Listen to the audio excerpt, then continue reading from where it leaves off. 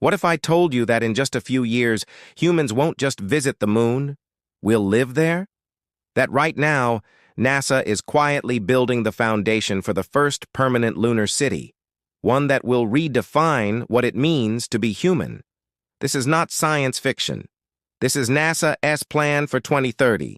And what you are about to discover will change the way you see our place in the universe forever. They said we'd never return, that the moon landings were a brief chapter in the past. But now, after decades of silence, a bold plan is unfolding, one so ambitious, so technologically advanced, that it almost sounds impossible. NASA is no longer aiming to just land on the moon. By 2030, the space agency intends to build a permanent lunar city, a functioning human settlement on the moon's surface that will support astronauts, scientists, engineers, and eventually civilians. This moon base will be the first of its kind, self-sustaining, solar-powered, robot-built, and potentially a launching point for interplanetary missions to Mars and beyond. But how exactly is this going to happen, and why now? To understand that, we need to travel back to the dawn of the space age. In the late 1960s and early 70s, NASA accomplished what was once thought impossible. The Apollo missions put men on the moon, culminating in the final manned landing with Apollo 17 in 1972. After that, everything went quiet. But what the public didn't realize is that NASA never gave up on the moon.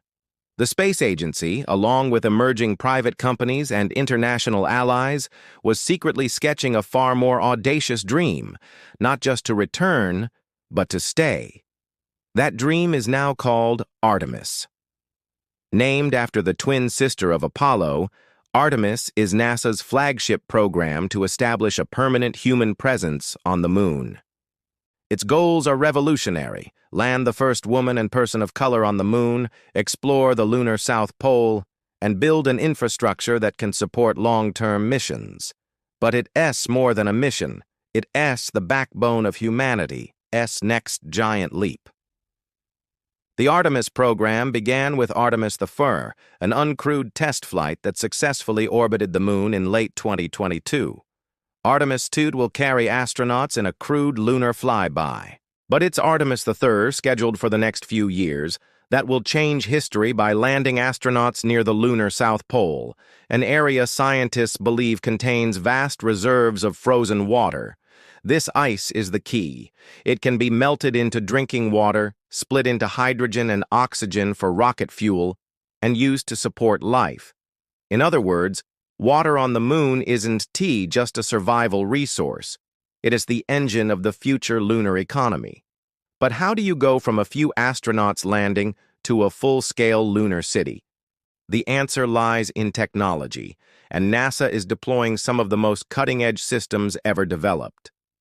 First, there's the Gateway, a small space station that will orbit the moon, serving as a staging point for missions, cargo transfer, and even shelter. It's like a lunar Grand Central Station. Then on the surface, NASA will deploy autonomous 3D printers, robotic builders capable of using lunar soil to construct habitats, landing pads, and research stations. This soil, known as regolith, will be melted and printed layer by layer to form domes and structures that can withstand intense radiation, temperature extremes, and meteorite impacts. These aren't science fair experiments. NASA has already partnered with construction tech companies like Icon to test this technology on Earth.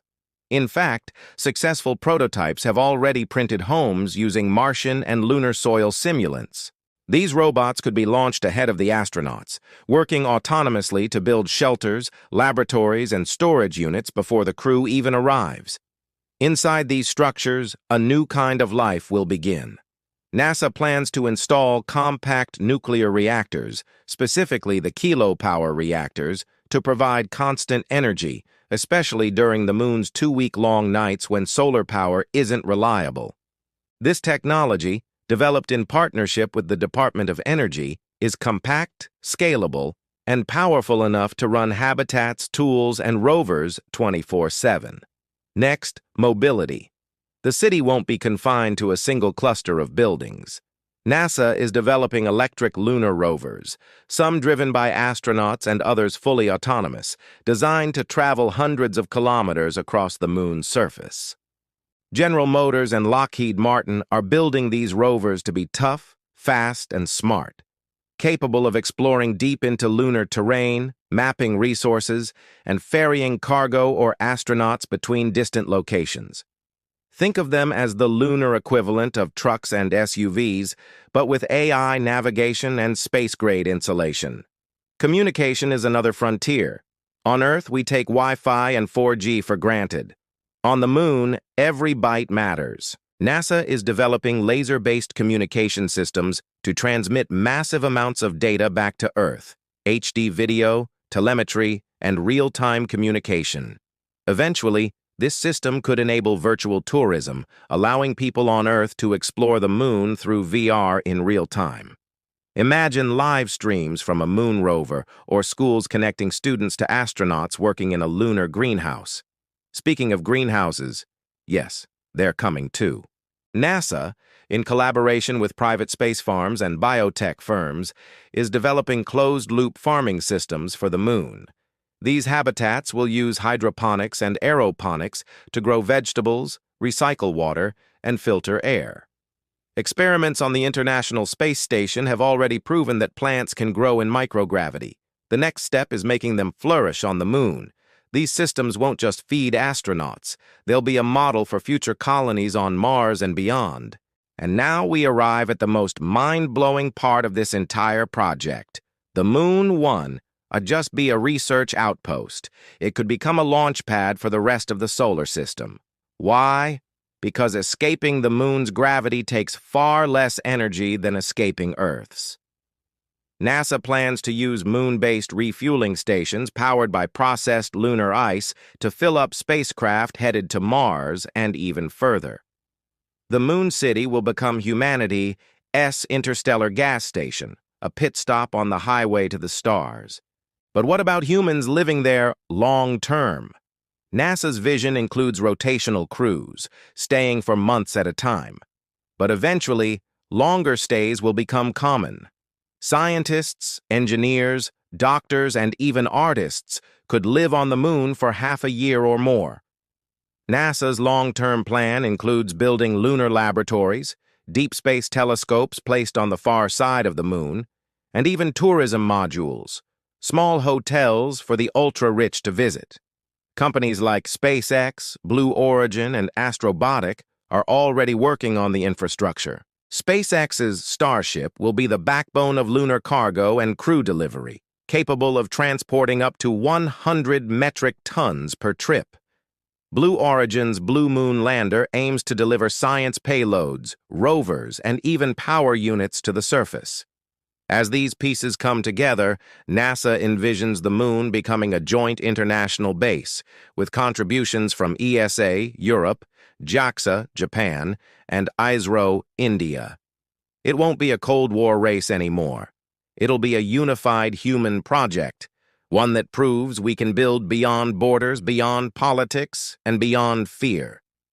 But building a lunar city isn't without challenges. Funding is unpredictable. Politics can delay launches. The technology must survive in ways we've never tested. And perhaps most difficult of all, humans must adapt to living in a place with no breathable air, no magnetic shield, and no margin for error. Yet despite it all, despite the odds, we are moving forward. NASA is testing, launching, collaborating. Every year, the pieces fall into place. And now, as we approach the 2030 milestone, a tipping point is coming. One day soon, we'll look up at the moon and know there are people there, working, building, living. Humanity is not meant to stay on one world. The Moon City is not just a destination, it's a symbol, a signal to future generations that Earth is only the beginning, that our species has outgrown its cradle, and that the age of space civilization is no longer fiction. It has a launch date, it has a flag, and it starts with the moon.